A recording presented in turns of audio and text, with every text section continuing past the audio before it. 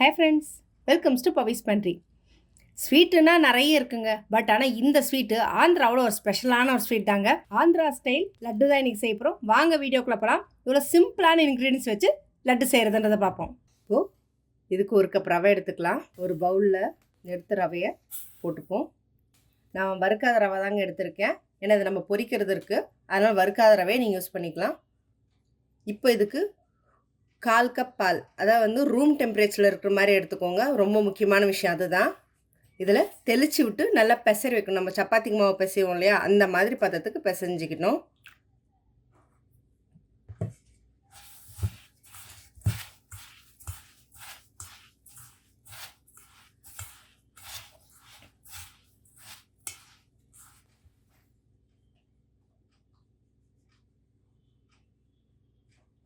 பாலை கொஞ்சம் கொஞ்சமாக ஊற்றி தெளித்து பிசைங்க.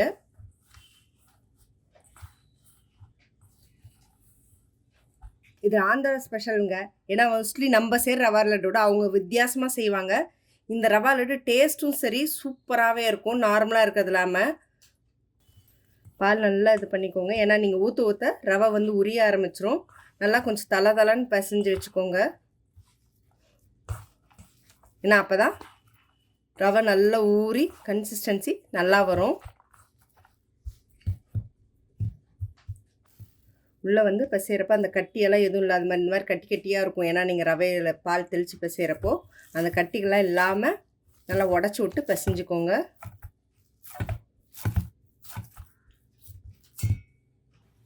இப்போது கடைசியாக பாலை மட்டும் ஊற்றி தெளித்து, ஏன்னா அப்போ தான் நல்லா ரவை ஊறு நல்லா இந்த மாதிரி கை வச்சிங்கன்னா இப்படி உள்ளே இறங்குற அளவுக்கு இருக்கணும். அந்தளவுக்கு இலகலாக இருக்கணும். ஏன்னா அப்போ தான் ரவை நல்லா ஊறி இதாகிறதுக்கு. இந்த அப்படியே ஒரு தட்டு போட்டு ஒரு 10லேருந்து ஒரு 15 நிமிஷம் அப்படியே ஊறட்டும். எந்த டிஸ்டர்பும் பண்ண வேண்டாம். ரவை ஊறுற கேப்பில் நம்ம தேங்காய் வறுத்துக்கலாம். நான் அந்த 1 கப் ரவைக்கு சின்ன மூடி தேங்காய் ஒரு 1/2 மூடி எடுத்திருக்கேன். நீங்கள் பெரிய மூடியாக இருந்தால் 1/4 கப் மட்டும் எடுத்தால் போதும். இது மாதிரி நல்லா எண்ணெயில் பொரிச்சு எடுத்துப்போம். இதை எண்ணெய் நல்லா காஞ்சிருக்கணுங்க, முக்கியமான விஷயம்.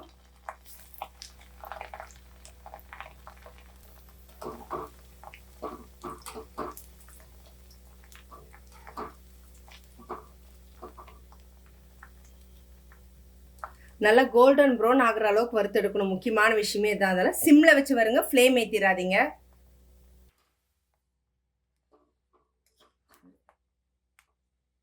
ஸோ தேங்காய் இந்த மாதிரி நல்லா கோல்டன் ப்ரௌனாக பொரியணுங்க, முக்கியமான விஷயம்.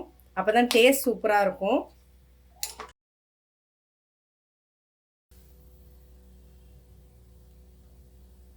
இதே இப்போ ஒரு பிளேட்டில் கொட்டிடலாம். எண்ணெய் நல்லா வடியிட்டோம். ஊற வச்ச ரவை நல்லா இதாக இருக்குது, சாஃப்டாக வந்திருக்கு. இப்போ இதை குட்டி குட்டியாக நம்ம போட்டு பொரிச்சு எடுத்துக்கலாம். நல்லா இப்படி எடுத்து பக்கோடா கிள்ளி போடுவோம் இல்லைங்களா, அந்த மாதிரி இந்த மாதிரி நல்லா குட்டி குட்டியாக கிள்ளி போடுங்க. பால் ஊற்றிருக்குனால லேசாக அந்த மாதிரி நுரதார மாதிரி இருக்குங்க. எந்த காரணத்து கொண்டும் லூஸாக இருக்கக்கூடாது. லூஸாக இருந்துச்சுன்னா கரைய ஆரம்பிச்சிடும். அதனால் கொஞ்சம் டைட்டாக இருந்தால் தான் பொரிக்கிறதுக்கு நல்லாயிருக்கும். போட்டதும் கிளறி விட வேண்டாம். 2 நிமிஷம் அப்படியே விடுங்க. அதுக்கப்புறமா நல்லா 2 பக்கமும் கோல்டன் ப்ரௌன் ஆகிற அளவுக்கு வறுத்து எடுத்துக்கலாம். இது மாதிரி எண்ணெயில் பொரிச்சு செய்யும்போது டேஸ்ட்டு நிஜமாகவே ரொம்பவே சூப்பராக இருக்கும். எனக்கு ரவா லட்டு பிடிக்காது அப்படின்றவங்க கூட ரவா லட்டா இது அப்படின்னு கேட்டு சாப்பிட்ற அளவுக்கு இருக்குங்க டேஸ்ட். இது நல்லா கோல்டன் ப்ரௌன் ஆகிடுச்சு. அந்த வெந்ததுமே பார்த்திங்கன்னா மேலே போட்ட அந்த நுரைச்சிருந்தது எல்லாமே போயிடுச்சு. ஏன்னா அந்த பால் நல்லா வெந்ததுனால. ஸோ இந்த அளவுக்கு நல்லா கோல்டன் ப்ரௌன் ஆகணுங்க. ரொம்பவும் விட்டுட்டிங்கன்னா ஒரு மாதிரி கருகிருச்சுன்னா டேஸ்ட் நல்லா இருக்காது. இந்த ஸ்டேஜ்லேயே நம்ம எடுத்துடலாம். நம்ம தேங்காவை நல்லா பொரிச்சு எடுத்துட்டோம். அதே மாதிரி பாலில் ஊற வச்சுருந்த ரவையும் நல்லா பொரிச்சு எடுத்துட்டோம். இப்போ இதை ஒரு ஈரம் இல்லாத மிக்சி ஜாரில் போட்டு நல்லா பவுடர் பண்ணிக்கலாம். ஃபஸ்ட்டு நம்ம ரவையை ஃபுல்லாக பவுடர் பண்ணி எடுத்துட்டு அப்புறமா தேங்காய் அரைச்சிக்கோங்க. ஏன்னா தேங்காய் கொஞ்சம் அந்த வறுத்திருந்தாலும் அந்த ஈரப்பதம் தெரியும் இல்லைங்களா, அதனால் இது கூடவே அரைக்கிறப்போ ஒரு 4 பாதாம், 3 முந்திரி, 3 ஏலக்காய் ஆப்ஷனல் தான். நீங்கள் போட்டு அரைச்சா கொஞ்சம் டேஸ்ட் ஃப்ளேவர் நல்லாயிருக்கும். இது எல்லாத்தையுமே இப்போ நல்லா அரைச்சிட்டு வந்துடலாம். நம்ம வறுத்த ரவையும் தேங்காவே நல்லா வந்து மிக்சியில் போட்டு பவுடர் பண்ணிட்டோம். இப்போ இது கூடவே நான் கொஞ்சமாக தேங்காய் வந்து கட் பண்ணி வச்சுருக்கேன், அதையும் ஆட் பண்ணிக்கலாம். முந்திரி பாதாம் நெய்யில் வறுத்து வச்சுருக்கேன், அதை ஆட் பண்ணிப்போம்.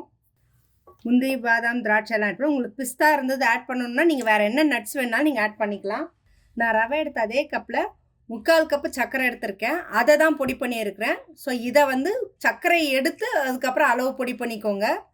இதில் வந்து சேர்த்துக்கலாம். இப்போது நான் 3/4 கப் கொட்டியிருக்கேன். உங்களுக்கு ஸ்வீட் ரொம்ப பிடிக்கும் அப்படின்னா நீங்கள் வந்து 1 கப் கூட சேர்த்துக்கலாம். இல்லை நாட்டு சர்க்கரை சேர்த்துக்கிறதா இருந்தாலும் கூட நீங்கள் சேர்த்துக்கலாங்க. நான் என்னதான் இருந்தாலும் ரவா லட்டுக்கு சர்க்கரை தான் எப்பவுமே டேஸ்ட்டு.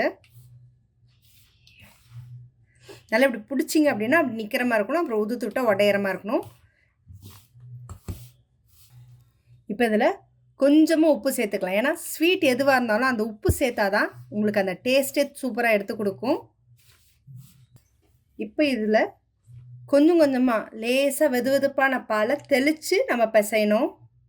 ஊற்றிடாதீங்க, தெளித்து பிசையணும். அப்போ தான் உருண்டை பிடிக்கிறதுக்கு கரெக்டாக வரும்.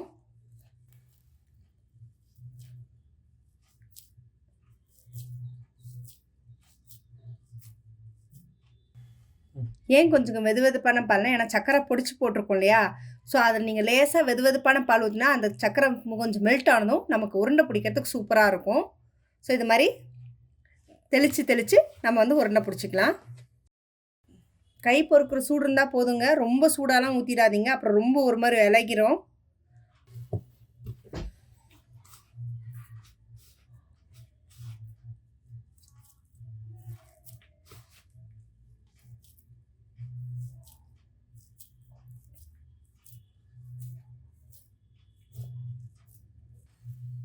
வாசனை சூப்பராக இருக்குங்க, அதுவும் நல்லா எண்ணெயிலே பொரிச்சு எடுத்து செஞ்சதுக்கு. அதுக்கும் நல்லா கொஞ்சம் விரிசல் வர்ற மாதிரி இருந்ததுனாக்கா கொஞ்சம் அழுத்தம் கொடுத்து இது பண்ணிங்கனாக்கா அந்த விரிசல் எதுவும் இல்லாமல் இருக்கும்.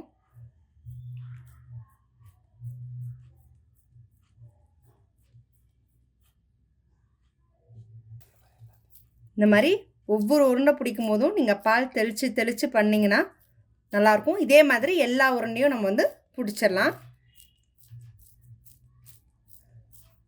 நம்ம லட்டு சூப்பராக ரெடி ஆகிடுச்சுங்க. பார்க்குறதுக்கே செமையாக இருக்குது. ரவையில் செஞ்சதா அப்படின்ற அளவுக்கு இருக்குது. செம சாஃப்டாக இருக்குது. டேஸ்ட் நிஜமாக செம சூப்பராக இருக்குங்க. இந்த ரவா லட்டெல்லாம் கொஞ்சம் இதாச்சுன்னா கூட இறுகிரும், கடிக்க முடியாது, ரொம்ப கஷ்டம்வாங்க. பட் இந்த மாதிரி செஞ்சு கொடுத்தீங்கன்னா ரவா லட்டு பிடிக்காதுன்றவங்க கூட சூப்பராக சாப்பிடுவாங்க. ரவையில் செஞ்சால் கண்டே பிடிக்க முடியாதுங்க. ஸோ நான் சொல்லிக் கொடுத்த மெத்தட் உங்களுக்கு பிடிச்சிருக்குன்னு நினைக்கிறேன். ஸோ நான் சொல்லிக் கொடுத்த மெத்தட்லேயே ட்ரை பண்ணுங்கள். உங்களோட கமெண்ட்டை கமெண்ட் பாக்ஸில் கொடுங்க. இந்த மாதிரி இன்ட்ரெஸ்டிங்கான குக்கிங் வீடியோஸ்க்கு என்னோடய சேனலை சப்ஸ்கிரைப் பண்ணிக்கோங்க. பக்கத்தில் இருக்க பெல் ஐக்கானை கிளிக் பண்ணிக்கோங்க, நோட்டிஃபிகேஷன் மிஸ் பண்ணாமல் இருக்கிறதுக்கு.